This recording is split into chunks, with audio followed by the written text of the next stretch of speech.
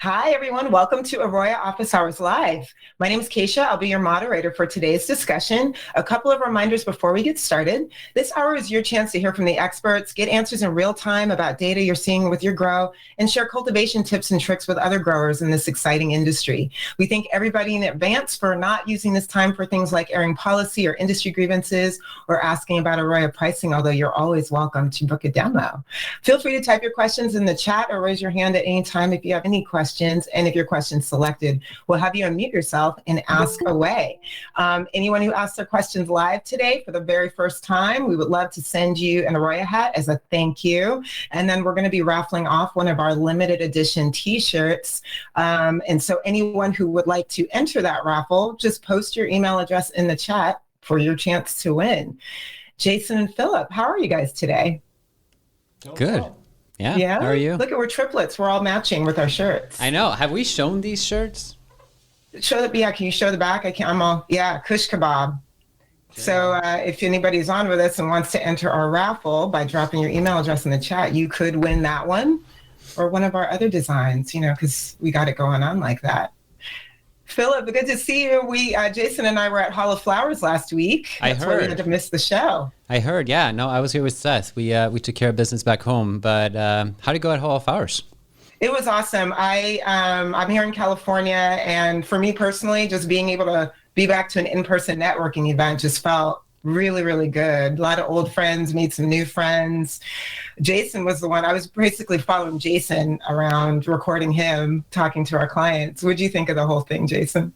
That was great. I saw and talked to almost 20 of our current existing clients, and it was nice. Like you said, really, really nice to see people face to face. So many of those things have only been on web chats with a number of those clients. Really, really good just to see their product, talk with them about how they're using the Arroyo system, talk about how it's made a difference in their product since they started using it. And it was a really, really friendly event, which was quite refreshing.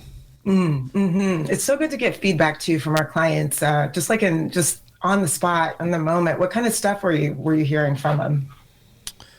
Yeah, hearing things about our relationship in control industries, where we think we're going with that. A lot of roadmap questions about how we can continue spreading the wings as far as features in the product to really help people. A couple of questions about production planning, and I think we've got a project on scopes for the next few quarters to really make some strides there in our interface.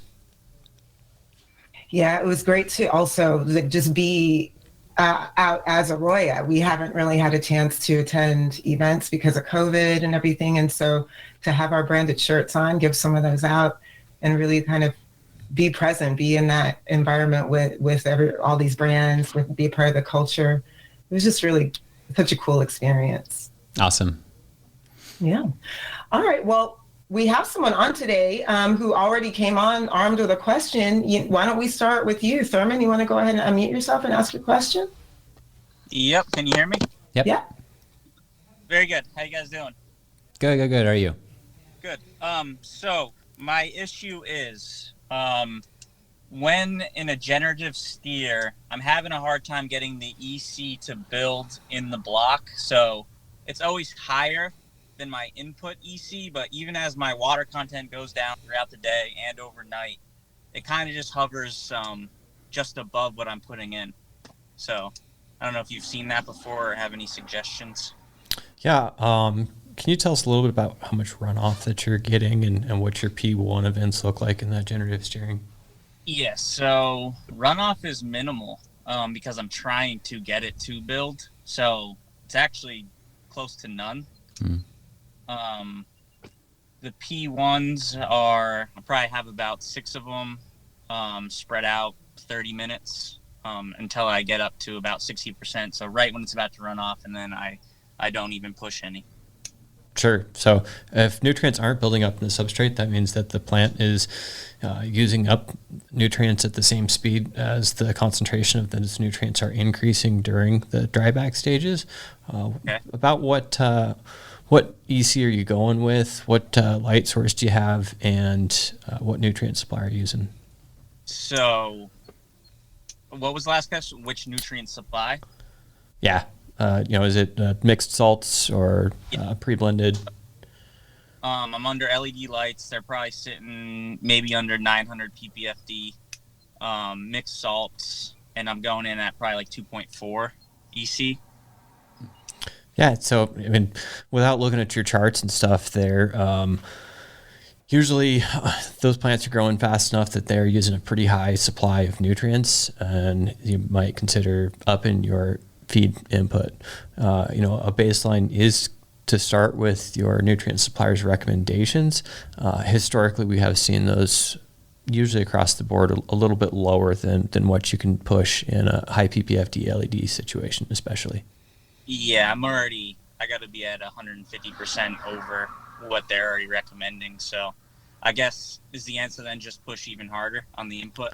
Yeah, we have really good success recommending 3 to 3.2 as a baseline in typical mixed salts. If we're thinking about like a Athena Pro line or front line, front row ag or HGV, all those types of stuff, usually in that 3 to 3.2 is what we like to see during flower, and those plants are pushing hard.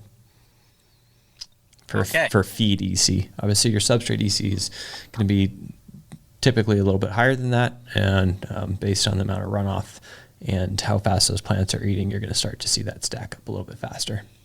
Very good. So it's that simple. So things are good, just push them harder.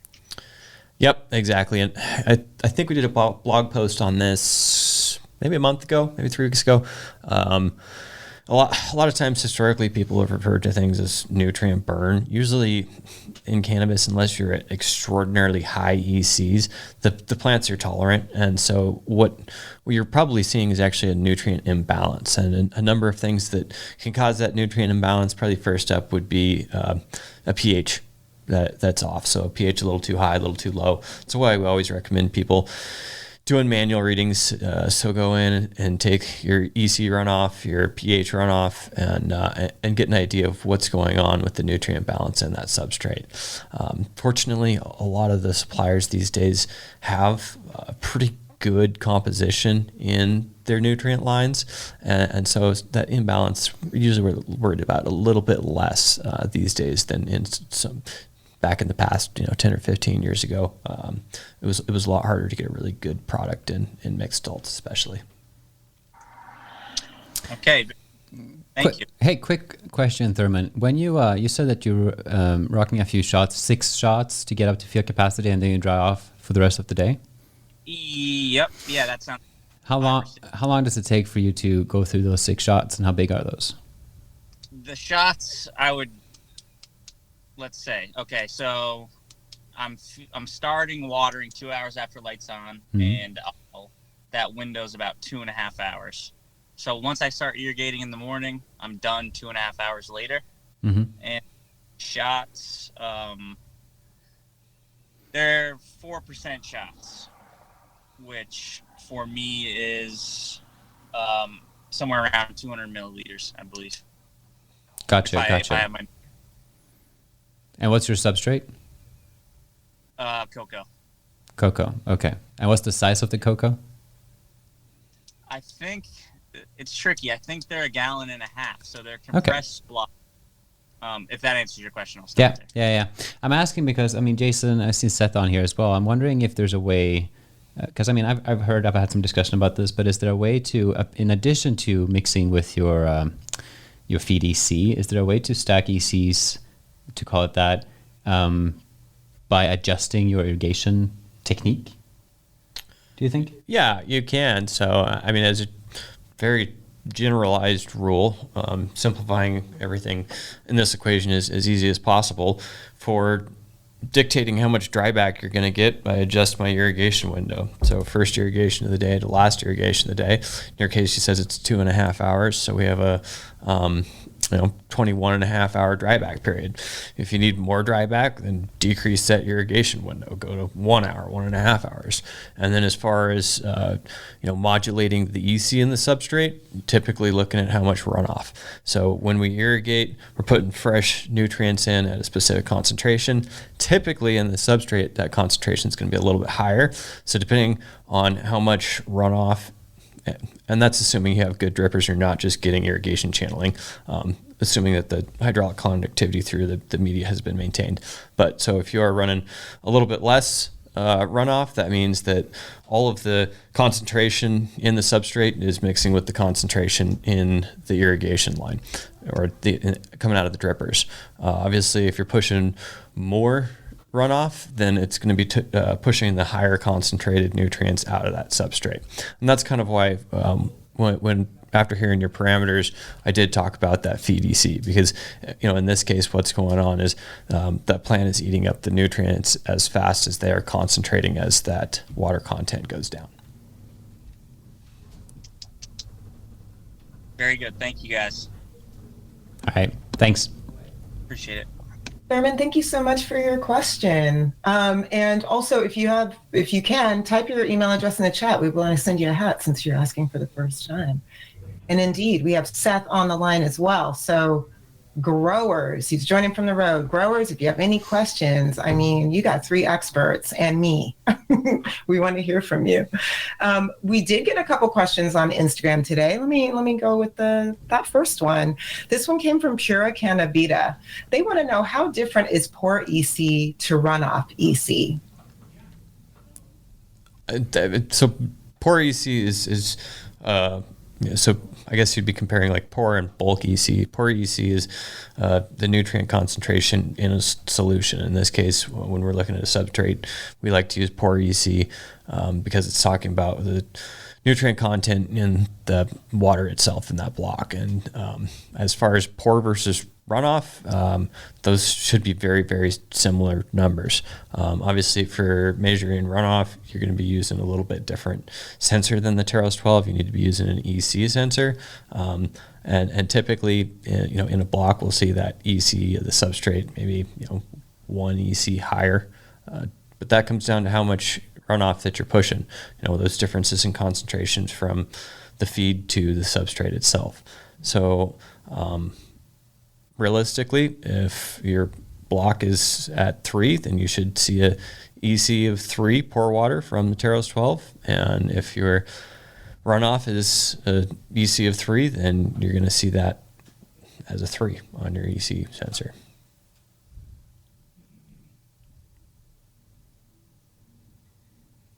So awesome. Technically, they're equivalent numbers as far as an application. It's just going to depend on how much EC stacking is going on in your block, how much runoff you have. Like I said, it's usually when we're hitting runoff, I'll see that EC in the substrate at 1 to 2 EC higher than runoff. Yeah, I was about to say that runoff, if anything, would be the same or a little bit lower, depending on how you irrigate. Awesome. Great. Thank you, guys. And I forgot to mention, actually, when we were talking about Thurman's question, Mandy posted in the chat the knowledge base article that we wrote about retiring the term nutrient burn. So there's the link in the chat if anybody wants to take a look at it. It's a really good article. Excellent. I'll move on to our next question. And just a reminder for anybody who's on with us, if you have any questions, want to ask them live, we want to hear from you. Green Drops wrote in, they want to know, how do you deal with the plants that are eating a lot faster than the others? Oh, that's kind of comes down to plant consistency. If in this case, we're going to assume the situation is that they're different strain of plants that are eating at different nutrient levels or different amounts. In that case, we always like to have a different harvest group. If we can have one strain as one harvest group, that's going to really allow us to limit the number of variables that are going into a grow cycle so that we can analyze them from a one-to-one comparison. A lot of strains are going to choose different amounts of feed levels, and they're also going to have different time frames for when you need to do specific types of steering. And so this is where it comes into crop registration. Take information about how quickly that plant's growing. Make sure, especially in late veg and in your first couple of phases in flower, get those plant heights in there. Take a look at when it stops stretching. Get that documented per strain. And so if, let's say now you are running 2 strains in one room, obviously feed-wise, if one plant is eating a lot harder than another, it's going to be a little bit tricky. Typically people, if you're running a dosatron setup, then you'd have to be running different feeds and modifying the concentration rates coming out of there. If you have a slightly more advanced system for injection, then sure, you might have the opportunity to just run them on separate irrigation cycles where you are modifying the concentration of the nutrients. The best way to do it is just run one strain per harvest group. The other situation here would be that, different plants being all just different plants within one strain, and then that's going to come down to growth consistency. What do your cloning practices look like? How come even with limited genetic differences, plant to plant, when we clone, it's really awesome because the genetics are extraordinarily similar. There's very little genetic expression that's different than the mother plant when we are taking those clones, which makes this a unique and nice industry for doing population statistics. And so, check out the growth behavior slides that I've produced in the past. It just talks about some of the processes that do cause differences in plants. Is there environmental variability within the room? Do you have microclimates? Is there some irrigation issues that would be causing a plant of the same genetic to be growing at a different rate than another one of that same genetic? So it really kind of comes into what I call a uniformity. And so uniformity is one point in time, what does a similar plant compared to a similar plant of that same strain, right? So if all of the control processes were done well, then every plant within one strain would be on a very skinny standard of deviation. Those things are going to grow all very, very similar to each other. If some of the practices are a little bit less uniform, say, your clone cutting practices have some consistency or uniformity to be desired. Maybe your room needs some HVAC upgrades. Maybe your de-leafing isn't similar from one plant to the next. Those are the types of things that can cause issues as far as uniformity, and then therefore one plant eating slightly different than another of the same strain. That's great. Thank you for that, Jason. And actually, we got another question related to that from Turp Queen. They wanted to know, how can I optimize recipes and harvest groups to dial in my craft cultivars? I was wondering, can you guys just maybe give an overview of Arroya's recipes and harvest group features? Yeah, we sure can. Let me jump in and I'll share my screen on this computer here. And we'll show a little bit about how that stuff works.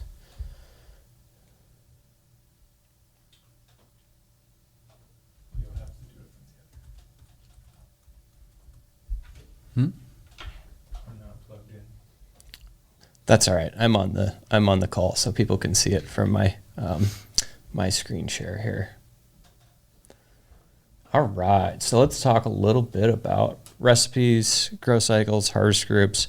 I'll just start off with the terminology that we're using. So when we talk about a harvest group, it's talking about plants in a similar time frame being treated very similar. So usually it's going to be one strain in a room, or you're going to do, if you do have mixed cultivars in a room, then populate those cultivars together. So in this case, these are my harvest groups. I'm looking at the top one is a monocrop. We've got a banana OG and flower 1. We know our birth date and we know our harvest date. And obviously we have some action items that are related to compliance for this harvest group. Down here, we've got some alien diesel, some OG Kush, some purple rain. These are in propagation, and we can see the time frame for this projected growth cycle. So harvest group is just trying to document stuff in a group of selected population that is going through the same process. And that makes it nice to compare later. A harvest group is simply a grow cycle, and we offer the opportunity to track it through propagation, through veg, through flower, and through the drying cycle, so that you can capture as much of the inputs related to the output of that product as possible. And once we have done that many a times, then it gives a basis of data, a database of information that we can start to draw analytics from. And obviously, the more harvest groups that you run with limited variability across your grow template, which is what we call a recipe, the better idea you have on how projectable the growth of those plants can be, right? And so if we are making changes, then we can highlight and take a look at those changes have improved the output and performance of that crop, or if they've decreased it. Mm-hmm. And so being able to keep a stack of recipes, which talks about what different variables have these plants gone through. Let's take a look and see if we've got some with targets. No, we don't have any with targets. That's all right. We can talk about them. So in this case, this recipe is specifically for some cookies and gelato, and that's a sample recipe. Let's get a recipe that's a little bit more realistic here.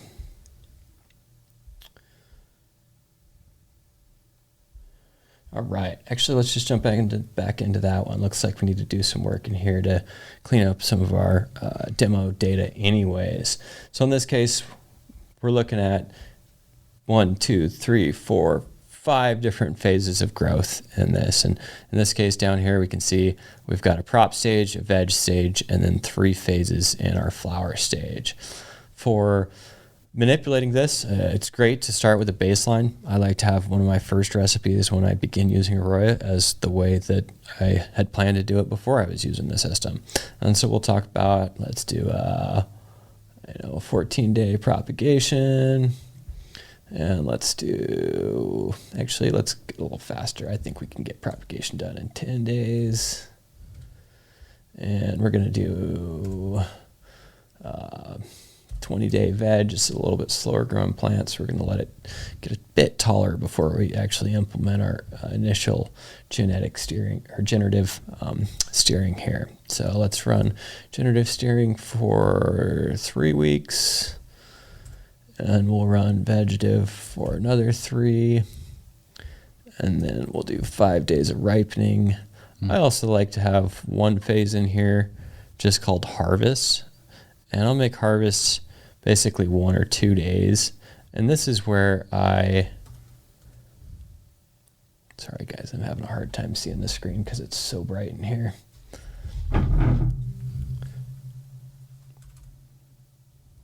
This is where I'll call it 1 or 2 days, and this is where I have my alerts begin to deactivate, right?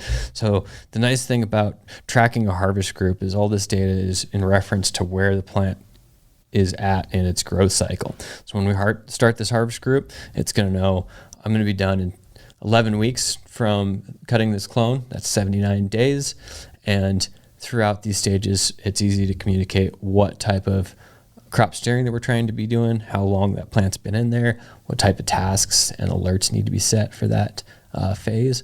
And so in this case, I'll always leave my harvest date without any targets and alerts because I don't want a whole bunch of sensors blowing up my phone with notifications when the sensors get unplugged from the substrate, right? But this really drives back to Keisha's question about, different strains and different craft that you're trying to make. Like you really dial in your recipes and your target ranges to what that specific strain or whatever you're growing, whatever that needs, right? Just what Jason is doing here. And so for alert notifications, we actually have 2 options. And for this first generative, we could talk about having our EC between 4 and maybe 12 at the high end. And that's a target range. So what we do is differentiate a target range and an alert range. A target range is where you really want that plant or that parameter to be at. So, for UC, if we're targeting between 6 and 12, that'll be our ideal conditions. If we start to see that at 14, 15 peak on a day-to-day basis, we're not going to get super concerned. That's maybe not where we need an alert yet. So we always like to have some deadband between our target ranges and our alerts. So maybe I say, alert me only if we go below 4 or above 20. And that way, every time I do get an alert, it's something that I probably need to make an action item on, right? When I talk about setting these for anybody's facility, I like to have them go back and look at their data.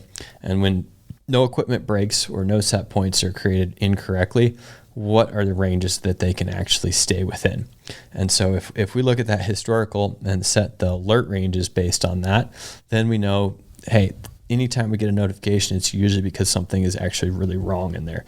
Maybe not just a little bit off of where we absolutely want to be as the perfect harvest, but something has been broken. So obviously if that's getting way too high, maybe there was a mix that was too hot in our nutrient batch. Maybe if it went way too low, under 4 per se, maybe we forgot to mix all together, any of that type of stuff. And we offer alerts for almost any type of sensor data that we collect. So in this case, keeping an eye on EC, temperature of the substrate, water content, light, absolute humidity, relative humidity, air temperature, VPD. If you've got an ES2 in your feed lines, in your irrigation supplies, or in your batch tank, absolutely set that thing up with alert ranges, and it'll just keep tabs on making sure that all your processes are being done to expected.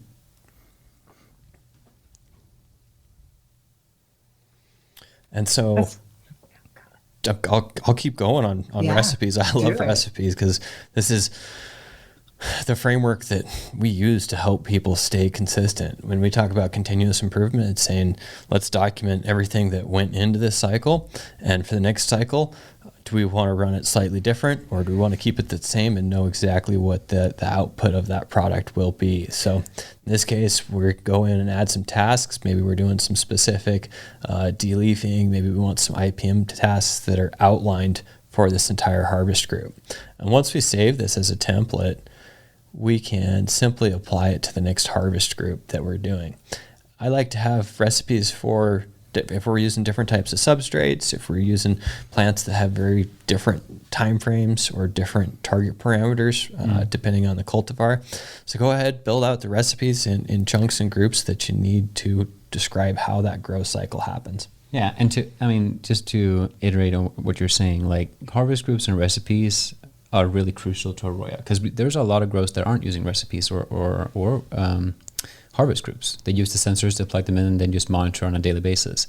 The thing is with that is that let's say you have an indoor grow 10 flower rooms and you rock 5.7 harvests a year, right? That's about 50, over 50 chances on 10 flower rooms, over 50 harvests a year where you can learn and you can reiterate and grow and improve yourselves. Compare that to outdoor, you have like 1.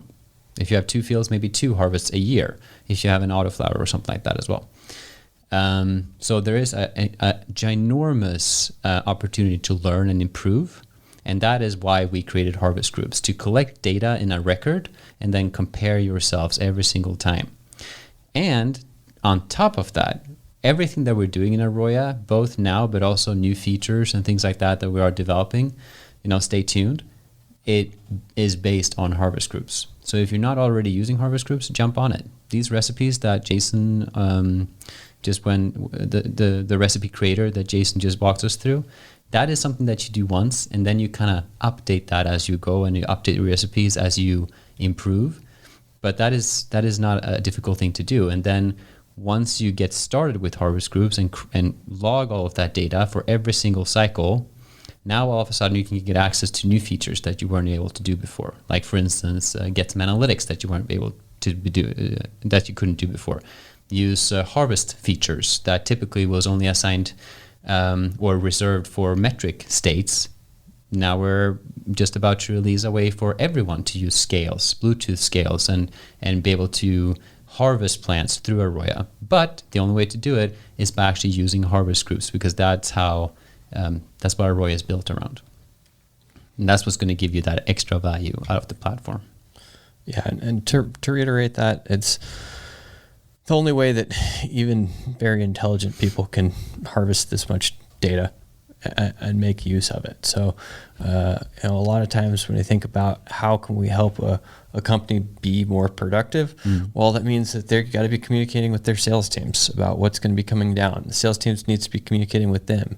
Hey, in 6 months, what do we need to be shelving from the supply line? And that's going to help everybody in that channel grow the right product, keep the right clones, have healthy mothers on stock, and hit the timelines that they're based on needing in order to be as successful as they can. Obviously, if some of our dispensaries are expecting an amount of product, or they sold some product that's really, really hot on the market right now, then we want to make sure that we can keep those shelves stocked for them, because that's how we're going to sell as much product as we can and build the brand name. So, right.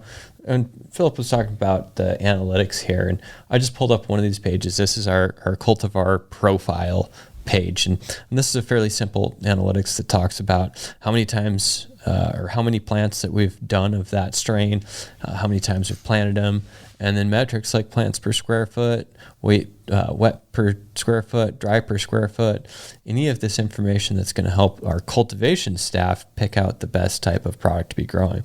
And then my favorite way is I like to call it strain scoring. So we get some information from the sales team that says these are the hottest selling products. We get some information from the processing team saying these are the products that we can process most efficiently. So that's like, large buds versus small buds versus keef versus any of the swag product coming off there, and then score it and say, all right, this is something that we can grow a lot of. It's processed easy. It sells well, and start focusing your brand in on those strains. And that's going to help kind of keep the entire company focused on what's the most profitable way to meet market demand and differentiate their buds. Another analytics that we can go into, actually, let's just jump into one of these and we can see, let's look at some Gelato 420. We did 2,268 of these plants, and it's going to show us some information about how we usually grow it. We've got, looks like a few different recipes that we've used to grow this product, and our total dry weights are slightly different. So we want to look at what is the efficiency of each of these cycles, and what do we want to use for our next cycle to replicate and improve the type of crop steering, the environmental parameters, the labor activities, IPM events that contributed to this plant being as successful as possible. And this one doesn't show it, but it's also great to go in and, when you are doing your crop registration, take some pictures of what's going on during that cycle. If we dig into each harvest group, and this is how you're going to select and say, all right, this one grew substantially better than some of our other harvest groups. What did we do this time that made it so effective? We can jump in here, and if you are taking pictures, look at your gallery, see how that bud development turned in, take pictures of any of the challenges that you're having in the room. It just gives you a mental reminder to in your brain, step back into that harvest group. It could be a year ago. We've got clients that have been capturing harvest groups for 2.5 years, and they have a huge library of database to understand how to improve a specific strain. And maybe sometimes it's limited release, where we haven't grown that strain in 8 months, in a year, and we want to go back and have a basis on what we need to be running it like. And so this is a great way to keep an eye on what types of tasks, how many tasks were going on, what the crop steering looked like for those different segments. Target ranges, if you set target ranges, this is really cool, because we'll calculate and say this is how close you were to staying on target. In this case, we had 16 days and 7 hours outside of our EC targets. And it'll show us this for any of the parameters that we're looking at. So in this case, we may not have done a real great job with our water contents, and we were kind of low starting off, so we're 38 days outside of target range.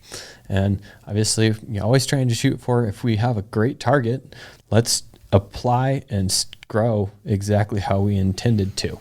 So that target's just talking about, ideally, what can we achieve if everything goes perfectly well. Plant development, this is talking about some of your crop registration information. So leaf area index, what we're doing is we're using the solar cell on the Teros 12 to calculate a percentage of light penetration through the whole canopy.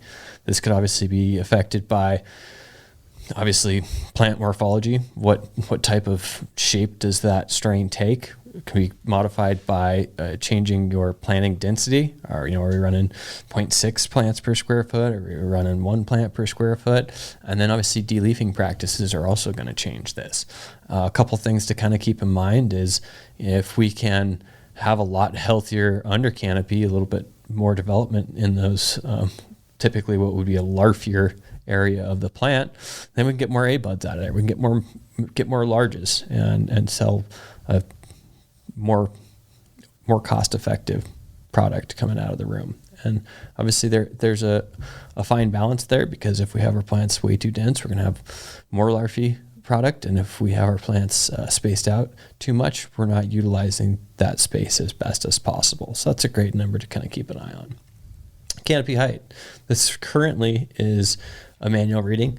Like I was saying earlier in this show, crop registration per strain is critical for crop steering, especially. If we want to know when to change back to vegetative steering mid-flower, then we need to know how quickly we've decreased the rate of stretching during our generative stacking phase early on in flower. And another really critical point there that you can use your canopy height for is plant height coming out of veg. So if obviously we have a restricted plant height, maybe we're doing a 2-stack, then we need to make sure that we're not letting those plants veg too tall so that we can keep control of them later on in flower.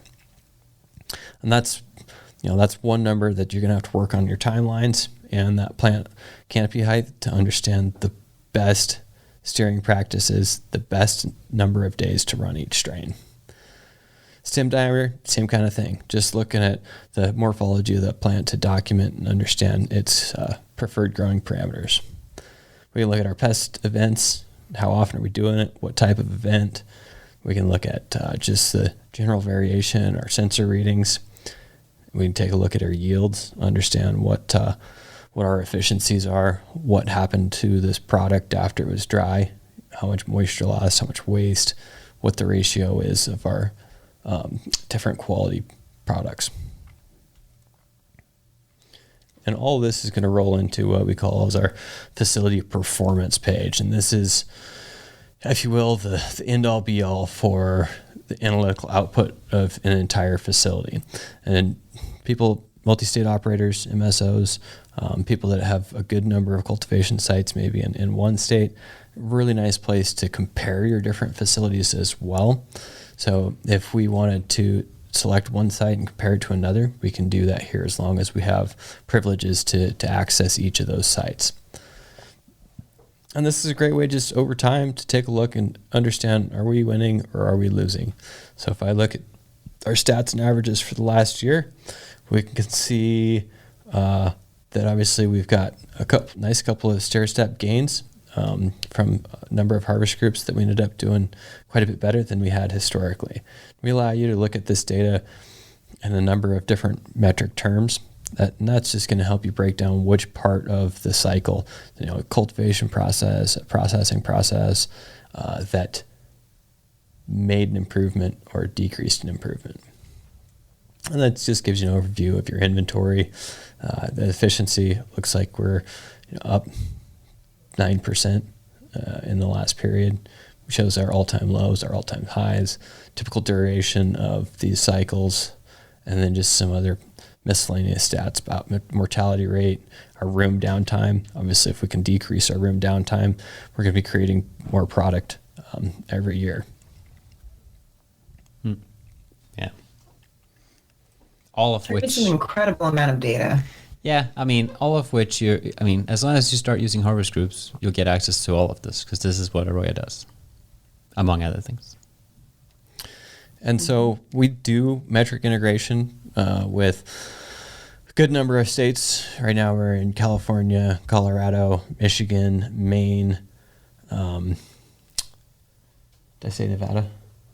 Nevada. Yeah. And we definitely encourage you to take advantage of our metric integration. Pick up one of the OHA scales that we put a Bluetooth module in. Does a quick automatically weigh your plants. So you just scan your RFID. That's going to select the plant tag and then weigh the plant. When it stabilizes, it's going to push it right into our system. Ask your reps about that touch to harvest system. it's a great way just to get your information into our harvest groups, and a great way to consolidate how much work you are doing with the metric interface itself. Our metric integration is based on those plant life cycles. So it's just going to follow that group of plants, and you're going to confirm the actions that you need for compliance events that are required at the different stages in its life cycle. So you're already doing the work, and just at the end, you got one click sync with metric. Exactly. That's exactly right. And exciting news for the states that are metric integrated and we're not providing that yet. And then states that aren't metric, then we have our generic harvest flow coming out, and we'll be releasing obviously the scales with that system. Encourage people, get it set up, start getting the efficiencies of a touchless harvest system, start getting the efficiencies of having your harvest weights in here and being able to analyze the different outputs from every grow cycle. Yeah, whiteboard can't do that. Awesome. Thank you. God, that was so good. What an excellent overview. I have just one last question submitted, and this came from Baby Got Dryback. They are asking, and we love this topic, why do you say growers should avoid the word flesh? It's just one that I I always get a little pet peeved about, and simply because it's not a very definitive term. Historically it has meant a number of different things in the cultivation industry. It seems like it's mostly only related to cannabis and where we come from in the underground growing scenes. What people mean by flush, does that mean that you're decreasing your EC? Does that mean you're increasing your amount of runoff? Does that mean that you're putting no nutrients in there and pushing just a straight RO? So that there's not a lot of definition to it. And I think that probably there's some misunderstanding where when people are communicating, they all think that flush is the same thing, which when someone tells me flush, I really don't know what they're talking about as far as which of those variables that they're manipulating. Mm-hmm. And I really definitely prefer to call it ripening because there's a lot of ways to skin a cat, or in this case, a lot of ways to finish up a cannabis plant. And rather than talking about, a specific way to do it, I'm talking about the goal. I want my buds to get bulked out. I want my trichomes to start ambering, and I want to avoid any foxtailing, and make sure that product is going to represent the hard work that's gone into the 2-3 months of growing. That's real. Don't say flesh, folks. It's not specific enough. Perfect. Thank you, Jason. Thank you, Phillip. Those were all the questions we had submitted this week. You have anything else you want to say before we sign off? Yeah. Just to go on the flush thing, that's what you used to do with all your weed when the cops came to the door back in the days. It was a much different thing than cultivating. We don't want any more to do with that. Awesome. Those are great closing words. Phillip and Jason, thank you so much again for your wonderful wisdom today. Thurman, if you're still on, if you can stick around for a couple minutes, I want to get your contact info so we send you an Arroyo hat. And everyone else, thank you so much for joining us today for Arroyo Office Hours. If you have any questions about Arroyo, about how it can be used to improve your cultivation production process, or any other topic you'd like covered during a future office hours session, please post it in the chat. Send us an email to support.arroyo@metergroup.com, or send us a DM on Instagram. We definitely want to hear from you. We record every session. We're going to email everyone in attendance a link to the video from today's discussion. It'll also be on the Arroyo YouTube channel. Like, subscribe, and share while you're there. And if you find these conversations helpful, please do spread the word. We love having cultivators on. We want to talk about what you're doing. So thank you all so much for joining us, and we will see you next time. Thanks, Keisha. Yes. Thank you, guys.